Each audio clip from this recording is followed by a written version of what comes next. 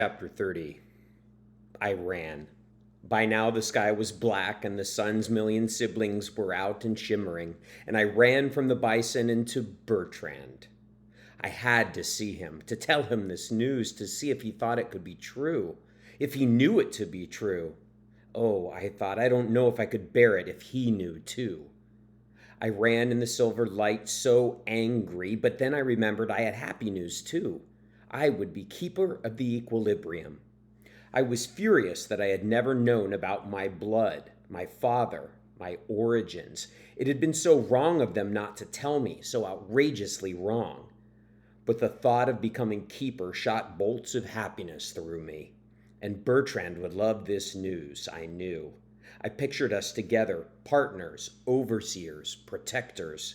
We would be unsurpassable. And as I ran to him, I realized he didn't even know that we were freeing the bison today. So much had already happened this day. I realized I hadn't seen him since he last flew over Helene and me yesterday, before these many important revelations, before the ideas of mountains and ships and outrageous schemes of liberation. I ran to Bertrand's nest and found it empty, which was odd and unusual. I could not remember the last time I'd found his nest empty at night.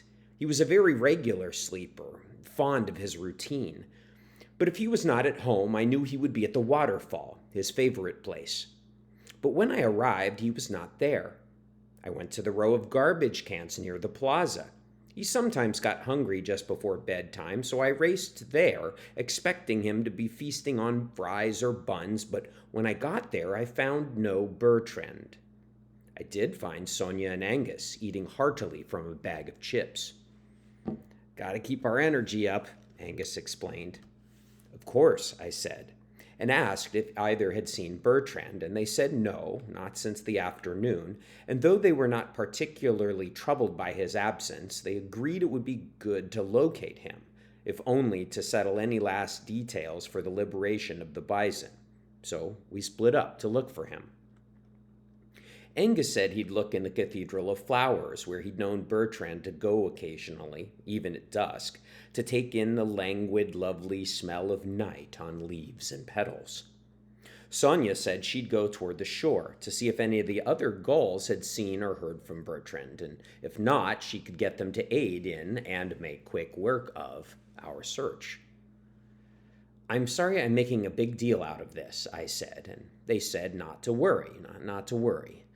Bertrand was needed, of course, and every moment was precious, given how close we were to beginning what I'd been thinking of as the Bison Freedom Gambit. So they rushed off, and I was happy they did not ask me where I would be looking, because I did not want to go, and I did not want them to think the same terrible thought that was crawling on spindly spider legs into my consciousness. When I arrived at the archery field, at first I saw nothing. Not a soul, not a remnant of human or mammal or bird.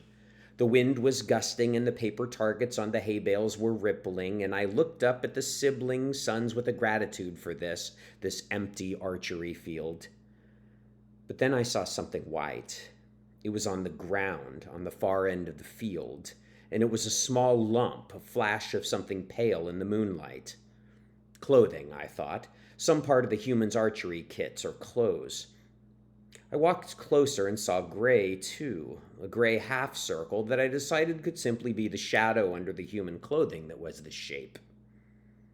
And finally I drew closer, and I saw the yellow protuberance. A beak. His beak. It was Bertrand.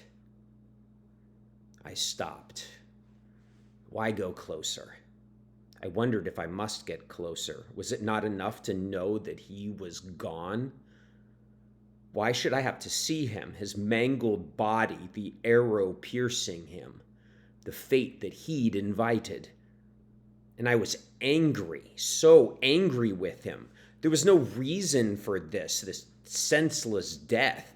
There's no reason to leave this world like this, to leave me like this. Selfish, I thought. Selfish, selfish, selfish.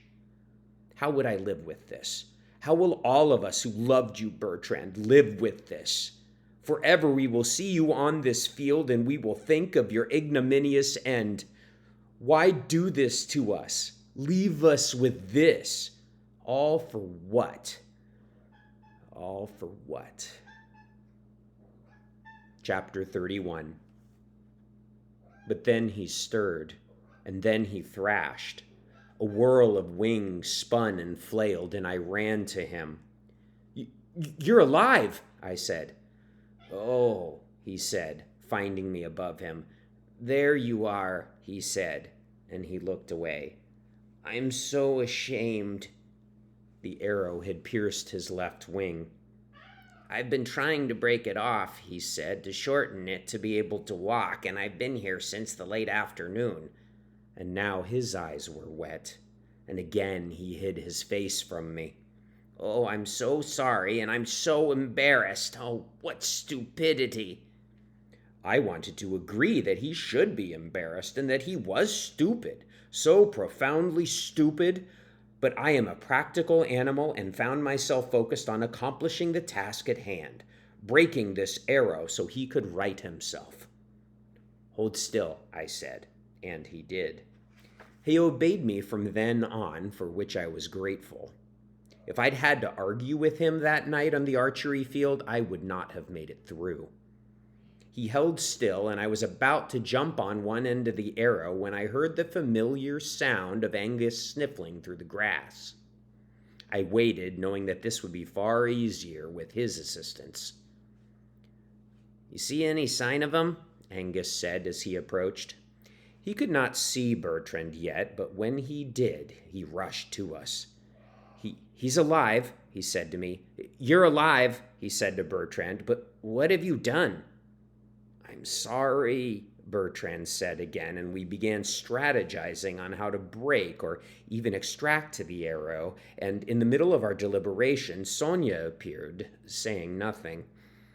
We could hear the solemn horror in her shallow breaths. With the four of us on the task, we were able to first break the longer half of the arrow, the end containing the deadly silver point.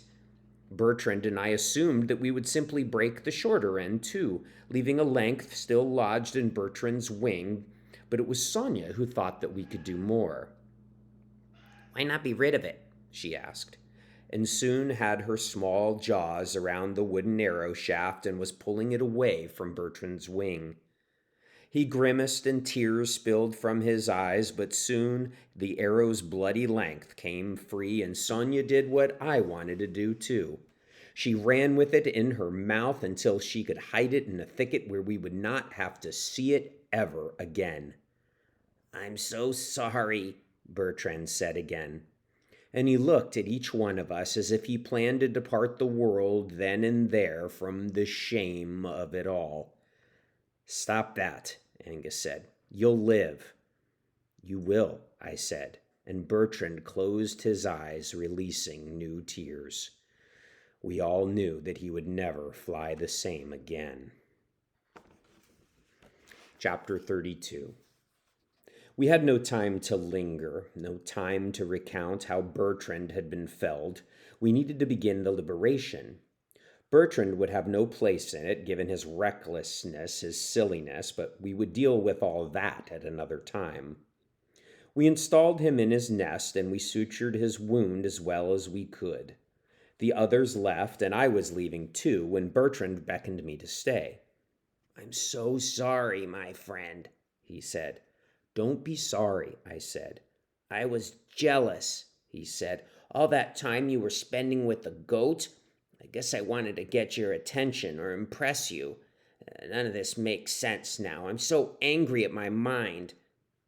Now, I hadn't known this, and I still can't believe this, that the mighty Bertrand would have been jealous of my time with Helene.